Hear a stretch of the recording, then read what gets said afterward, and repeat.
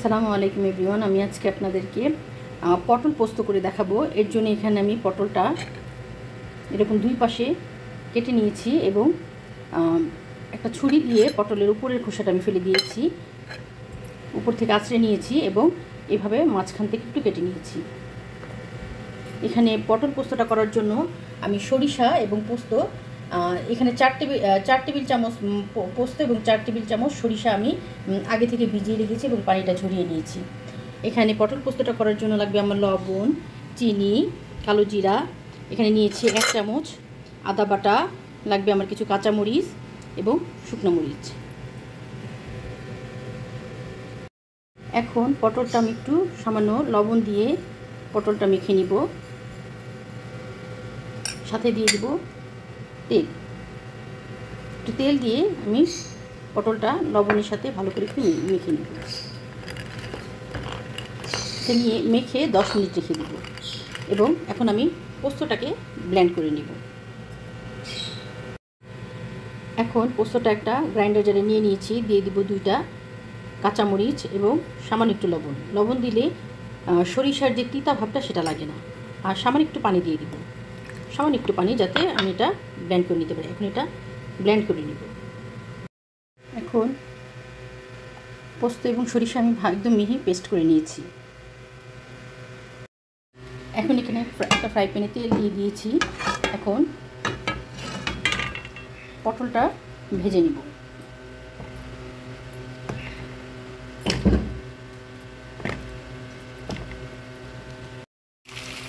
তেলের মধ্যে পটলটা আমি একটু উপরে ভেজে নিব, ভেজে একটা প্লেটে উঠিয়ে নিব। এখানে পটলটা আমি এইভাবে দাগ লাগিয়ে ভেজে নিয়েছি। এখন পটলটা আমি একটা প্লেটে উঠিয়ে নিব। এখানে ওই ফ্রাই প্যানে আমি দিয়ে দিব 1 চামচ কালো জিরা, 2টা শুকনো মরিচ এবং সামান্য একটু হলুদ। শুকনো মরিচ হলুদটা একটু ভেজে এখন এখানে ওই পেস্টটা দিয়ে দিব। এখানে এখন দিয়ে দিব সরিষা এবং পোস্ত পেস্ট।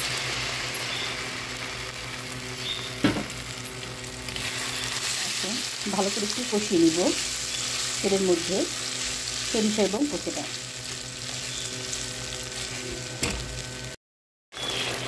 এখানে সরিষাটা আমি ভালো করে কষিয়ে নিয়েছি। দিয়ে দিব 1 চামচ আদা বাটা।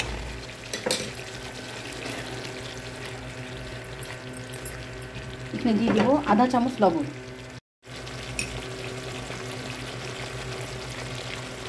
আধা চামচ লবণ দিয়ে দিয়েছি।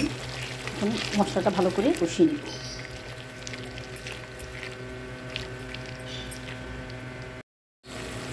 সরিষা এবং পোস্ত বাটাটা আমি ভালো করে কষিয়ে নিয়েছি। এখন এখানে দিয়ে দিব ভাজা পটলগুলো। ভাজা পটলটা আমি সরিষা পোস্তের মধ্যে ভালো করে কষিয়ে নিব মশলার সাথে এবং দিয়ে দিব 4-5টা কাঁচামরিচ। এখন মশলার সাথে ভালো করে আমি পোস্তটা কষিয়ে নিব। এখানে আমি কোনো পানি ব্যবহার করিনি পটলের মধ্যে। এটা আগে পোস্তটা এবং পটলটা ভালো করে কষিয়ে নিব।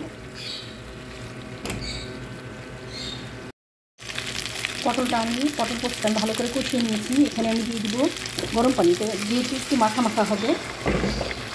এখানে আমি ওই পরিমাণে একটু পানি দিয়ে দিয়েছি। এখন পটলটা আমি ভালো করে রান্না করে নিব।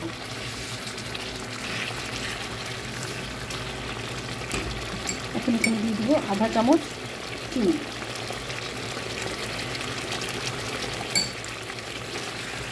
এখন মাখা মাখা হওয়া পর্যন্ত পটলটা আমি রান্না করে নেব।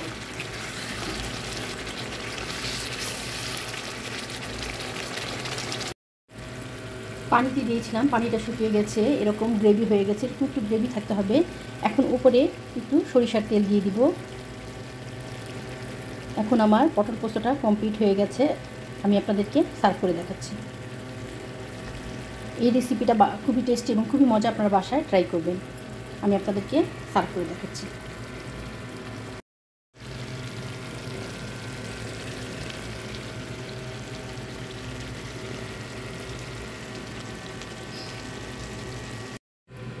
হয়ে গেছে আমার পটল পোস্ত রেসিপি।